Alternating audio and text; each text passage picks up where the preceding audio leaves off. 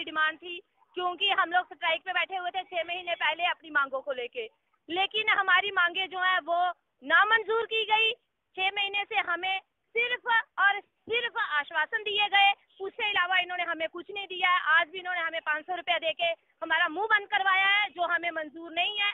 अगर ये बहुत जल्द हमारी डिमांड जो है, बाकी जो भी डिमांड है हमारी, वो नहीं मानते हैं तो हमने वापिस से स्ट्राइक पे, काम छोड़ हड़ताल पे चले आना है, और हमारे पास कोई भी रास्ता नहीं है।